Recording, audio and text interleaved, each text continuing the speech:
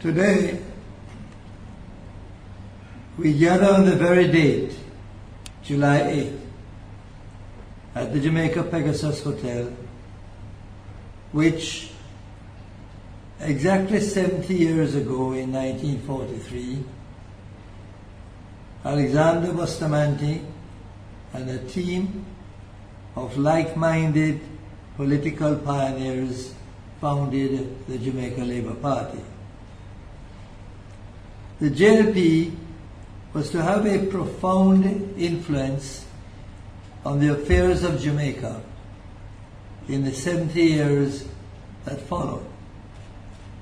It charted the critical direction at many crossroads in the life of the nation. When the first rush of political determination raised doubts and anxieties as to whether worthy leaders would emerge in 1944, when the Federal Alliance subverted Jamaican goals and confounded and bewildered the nationalist agenda in the 1950s, when the fledgling nation had to steady itself and find sure feet in the early years of independence, when socialist experimentation and communist flirtation consumed the national consciousness with fear and plunged the nation into panic in the 1970s, it was the sure-footed, unswerving leadership of the Jamaica Labour Party that steadied the country and charted a course of certainty.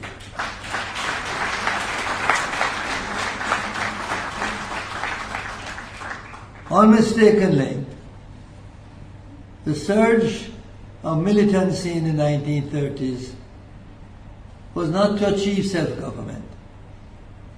This was the objective of the nationalists, whose mission at the time was more concerned with self-determination and the replacement of colonial government.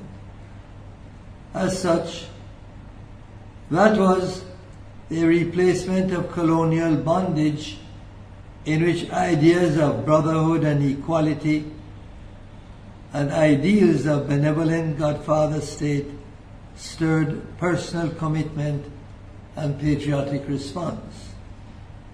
True enough, ideas and ideals are a source of genesis, but so too are those events which by themselves are only a part of everyday conditions of life, which, taken together at a given moment of crisis, swell to a tide of monumental proportions that compel men to move with the flow.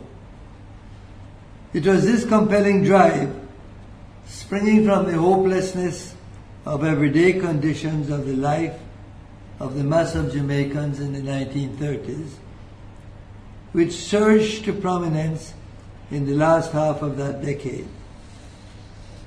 It was this flow of events, driven by the imperatives of economic deprivation and social desperation, that converged in 1938 with a bang.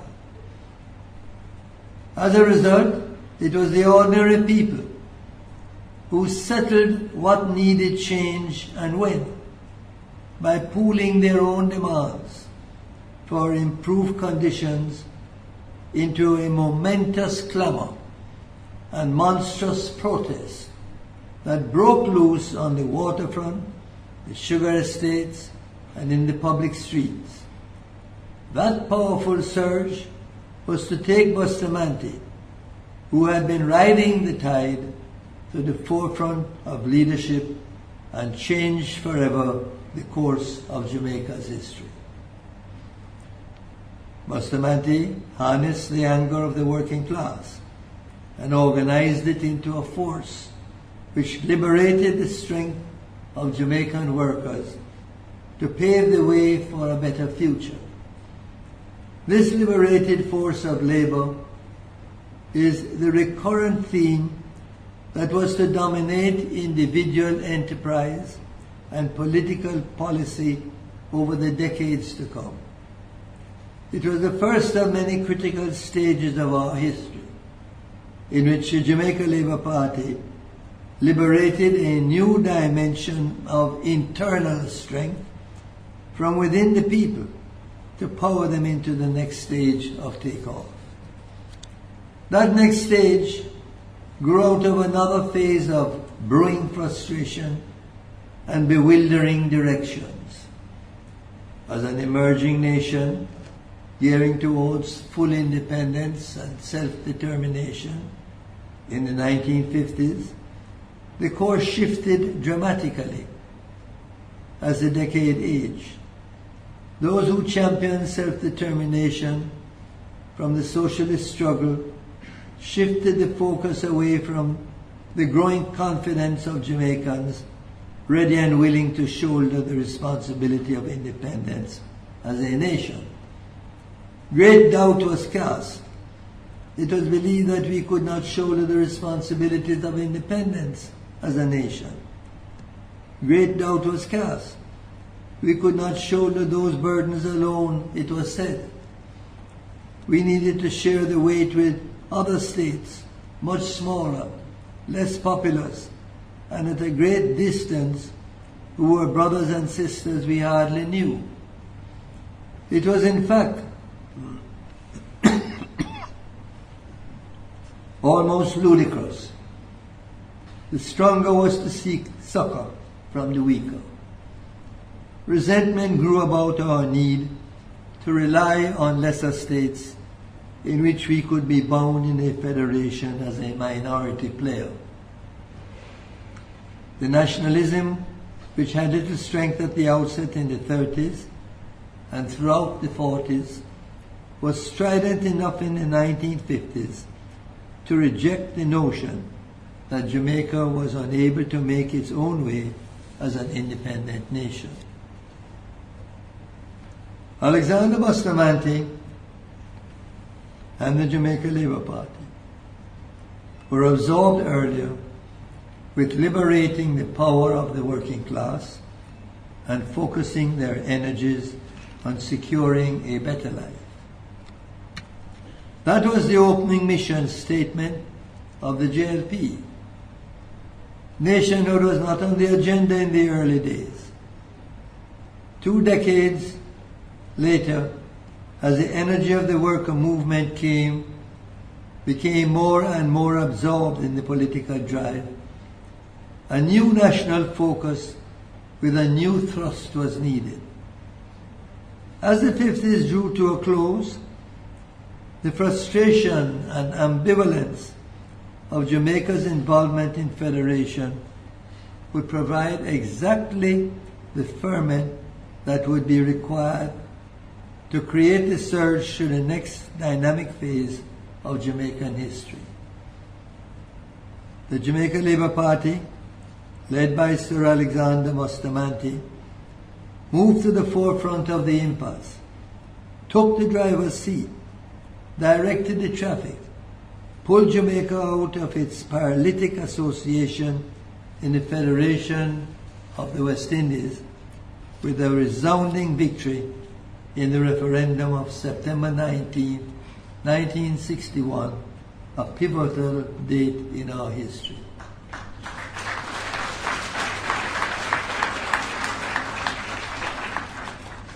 The resulting upliftment among Jamaicans, now rid of the federal yoke, played much the same role as the relief among workers from the oppression of the economic yoke 20 years earlier. Both set the stage for a liberating movement. The independence of Jamaica, which followed the JLP's led withdrawal from federation, was to be the new springboard. But it had its uncertainties. Many wondered, as in 1944, whether we were ready for leadership, this time entirely on our own.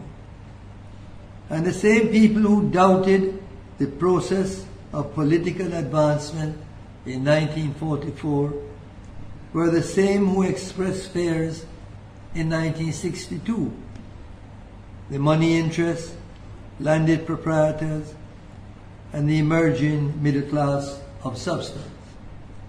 From these fears, once again, the call was for a steady hand holding a steady course. The JLP again was the people's choice by general elections on April 10, 1962, to take Jamaica through this period of uncertainty. As independence dawned on August 6th of that year, a new dynamism emerged. The creation of national symbols, the flag, the anthem, the motto, the showcasing of our traditional culture, now feelingly more so our own than ever before, the Jamaica Festival, the surge of art and craft and a showcase for these talents, Things Jamaican and Devon House, the salute to national heritage, designation of our national heroes, and return of the body of Marcus Garvey to Jamaica. The birth of our popular music, the ska, the rocksteady, and the reggae. The first salvo urging Jamaican ownership, the Jamaicanization program, which led to the birth of the Jamaican life insurance industry, the Jamaicanization of the financial sector, Jamaican share ownership in publicly quoted stocks on the stock exchange, the self-confidence of a nation of emerging economic strength, expanding rapidly in mining, manufacturing, tourism, and commerce, the launch of a national airline, Air Jamaica, the introduction of landmark social legislation and the expansion of social facilities, introduction of the National Insurance Scheme, new hospitals, Cornwall Regional and Children's Hospital, and the introduction of family planning, doubling the number of secondary schools, and membership in international institutions, and finally taking where we would take our place.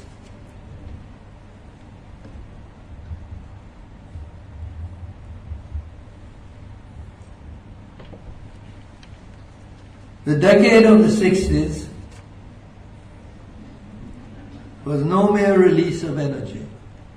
It was an outburst of positive, patriotic, productive, broad-based initiative, exuberance, creativity, enterprise, and the application of efforts which has not been duplicated since.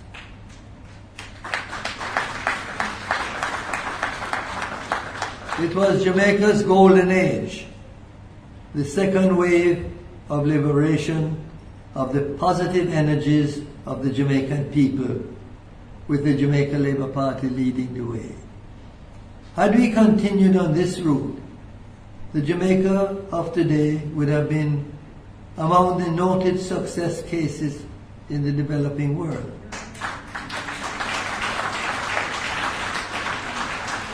But that was not to be the case. The People's National Party was elected to govern on February 29, 1972. It was their second period as government, where the first effort under Norman Manley was dominated by the failed federal adventure. The second period under Michael Manley became dominated again by a foreign adventure, this time with an alien ideology and uneasy fraternity with socialist and communist bloc nations. This adventure also failed, but not before Jamaica was torn and shredded. Michael Manley tried to do what Bustamante and the JLP had done in the first and second terms of government. where Bustamante had liberated the dynamic of the working class and energized a prideful, independent people, Manley wanted to unleash the Jamaican psyche, to raise social consciousness and create an egalitarian society. There was a great difference in the two approaches. The JLP liberated a positive dynamic which created a bigger cake to share. It was a pulling up process which was fueled by the inner need to create and achieve more. The PNP was more concerned with dividing the cake into equal slices, a process which fed on envy of those with bigger shares should be sliced thinner and negative, a pulling down process. Recent events recall the rejection of the pulling down ideologies, as we have now come to see in the worldwide demise of socialism and communism. They failed not because they were devoid of noble ideals, but because they were ideologies created from the top by authors who never asked the poor what was the first priority on their agenda. Had they done so, they would have understood that economic betterment is a simple ideological priority of ordinary people, which ranks first and second. Other things rank third and fourth and whatever.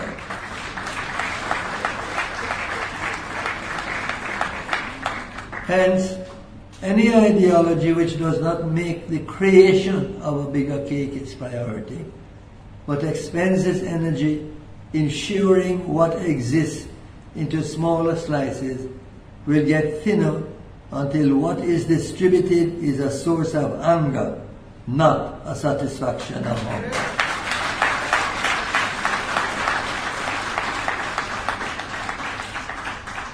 The anger and frustration of diminishing slices of the national cake toppled the Berlin Wall and crushed the distributive ideologies. The forces liberated by adventure in socialism in the 70s did not succeed in expanding or building substance to increase the national cake. Hence, once again, the 70s was a period of intense frustration and danger, as in the 30s and to a lesser extent the late 50s. This set the stage for the third liberating movement, which was to unleash a whole new dynamism in the 1980s. And again, the Jamaica Labour Party led this thrust and charted the course, which was to shape Jamaica's future. I had the responsibility to lead Jamaica into this new dynamic phase of the 1980s. A legacy of the 1970s was the dependency of the individual on the state, a natural outcome of the primacy of the state in socialist doctrine. In contrast, individual initiative and enterprise was to be the theme of the 1980s. This was the untapped reservoir of energy to be liberated. A process began in the early days but stifled in the 70s. The mission of the 1980s was to open this valve and release the energy of this enormous human potential, responding to the push of achievement and the pull of reward. By contrast with this closed society of the 70s, the 80s was to become the stage for a new lifestyle of the open society.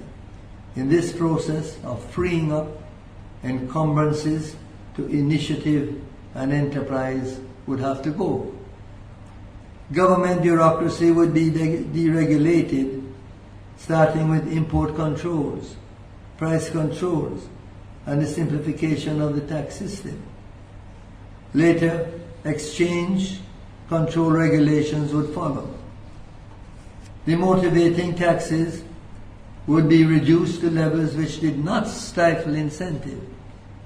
Punitive income tax rates were simplified and reduced. Import tariffs were decreased in stages to more acceptable levels. The change of government on February 9, 1989 shattered the fragile model of economic management, which had successfully restored the economic path of progress from which the country had been diverted over the previous dozen years. What followed was painful history. Liberating the human potential for initiative and enterprise, which began with great promise in the 80s as the marketplace was opened and deregulated, still continues today as policy. But this positive thrust now interplays with negative forces of destabilization. In short, the momentum has halted. New impetus is needed. We are again today where we were in the late 30s, 50s and 70s and beyond, at a crossroads searching for a new dynamic. The vow to unleash new energies to propel the country forward to the end of the decade and century has its roots in the turmoil and abuses of the 1970s. It was in that decade that Jamaicans awoke to the realization that the Constitution of Jamaica, chartered for independence in 1962, was devised for a much kinder and gentler nation. Certainly, it was written in the shadow of those unwritten understandings which ensured that the subjects of the United Kingdom needed no written charter. Everyone knew where the lines of misconduct were drawn, and if the letter of the law did not spell out precisely the limits of power, no one would misuse the laxity of the law to abuse the parameters of power, because that simply wouldn't be cricket. Long and great traditions established the boundaries of permissible levels of tolerance. As a young nation, we have no such long and great traditions of our own. We borrow from other nations those values which govern society and reject what we wish when we wish to abuse the system. That plainly was the mode followed to instigate the most dramatic and draconian violation of human values in our nation's history, when the infamous state of emergency was declared on June 19, 1976, on the flimsiest of grounds to justify the meanest of ends, political survival. Jamaicans learned then that our Constitution was elastic and could be stretched to shape many unconstitutional conveniences. The Jamaica Labour Party learned too that year that something had to be done to limit the elasticity of our Constitution, which was not so much defective in what it said, but that it spoke in a soft voice, where a stronger, firmer, and more definite position should be stated. Congress shall pass no law, reads the Constitution of the United States, in a protection of certain inalienable rights of its citizens. Congress dares pass no law to alienate those rights. The Jamaican Constitution, written in a spirit of certainty that a British Parliament would pass no law to alienate and abuse the rights of British subjects, allowed the rights of Jamaican citizens in certain sensitive areas of national interest to be circumscribed, and where the Constitution does not like the instrument of abuse, the spirit of the Constitution was mauled by the power of the Prime Minister. In the late 1970s, the Jamaica Labour Party charted the course to whittle down these powers that opened the way to abuses in sensitive areas of our national life. The power of the Prime Minister was the first phase of this mission. and his right through his minister to control electoral affairs were first targeted. Out of this came the landmark decision in 1979 to remove the control of the minister over electoral affairs and the establishment of an independent electoral committee to take its place. The mechanism for selecting the independent members by the Governor General, after consultation with the Prime Minister and Leader of the Opposition, removed the final power of decision by the Prime Minister to make the choice on his own. Next came the removal of that same power of unilateral decision-making from other sensitive legislation already in existence. The Ombudsman, the Integrity Commission, both in 1985. Thereafter, legislation establishing the Contractor General and Media Commission followed this course in 85 and 86, again ensuring that the Prime Minister would have no unilateral power to name the membership of these commissions, but would have only consultative power on the same basis as the Leader of the Opposition in advising the Governor General in making his choice.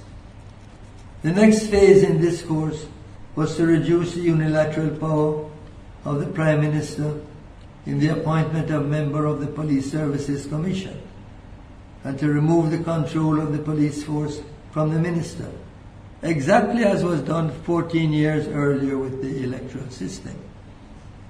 In my presentation in the budget debate each year since 1991, I set out the views of the JLP that the police force must be removed from political control by establishing an independent Police Services Commission. These 2 points were vital to the electoral future of the democratic system and equally as vital to the prevention of abuses of human rights. The struggle does not end with reducing the power of government at the level of the Prime Minister. The abuse of human rights still continues. I set our position clearly before the country in advocating the enactment of a new constitutional figure, the public defender, to deal with such abuses. This would strengthen the hands of we the people, in contrast to the existing structure which protects and licenses we the government.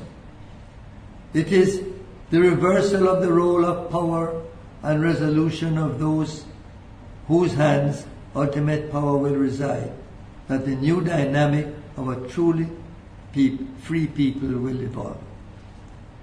In 1962, the people of Jamaica did not intend that one set of masters should be changed for another. It was their expectation that foreign masters would leave so that we the people could become masters of ourselves.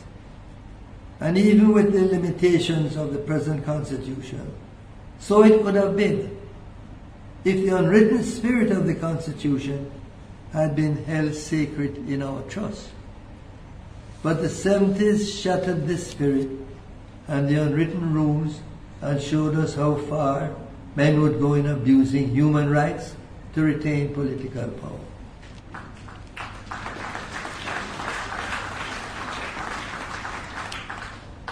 Having freed the working class in the 1930s, freed the federal bonds in the 50s, to pave the way for independence in the 60s, freed the country from the blight of socialism in the 70s, freed the economy in the 80s from stifling controls.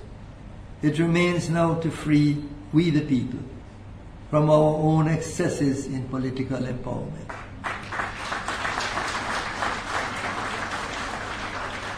The Jamaica Labour Party has led this struggle through each of these stages of liberalization and must accept this as a further mission. Notwithstanding the imminent hardships of today, there are fundamentally deeper concerns which we fail to observe, prejudicing the ability of the nation to protect its poor and vulnerable. All men are equal under the law, says the Constitution.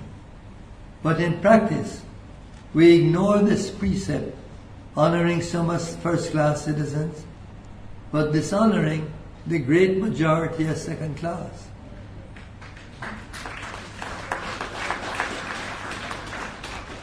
Those in the underclass cannot contribute effectively to the building of the nation. They lack the education and the will to work, condemning themselves to the 70% of the population that are dependent on others for help. Until all men have equal respect and equal education, they cannot contribute equally because they are unwilling and unable. The building of the nation will rest on the 30% who are more privileged, but they are insufficient to give the nation growth. Chapter 3 of the Constitution, the Human Rights section, has been virtually rewritten to produce a Charter of Fundamental Rights and Freedoms. This is the instrument required to ensure that all men have the right to be equal. The Charter, of which I was the principal initiator, shifts the power of the constitutional authority to we the people. This prevents any more draconian measures of injustice which widen the gap between we the people and them, the haves and the have-nots. Every year schools graduate twice as many students who are uneducated as those with an education. The uneducated are left behind with crippled careers, while the educated go forward. This is the wellspring of poverty, the source from which all injustice is derived, the splitting of the society into first and second-class citizens. The Charter of Rights, if put to work and not left to rot, or to serve the exclusive benefit of the privileged, can create what all the plans of the past have failed to do. It will lay the course with the sure hands that guided Jamaica through the uncertain pathways of the crossroads of our history, when it steadied the ship, righted the course, and sailed into safe harbor.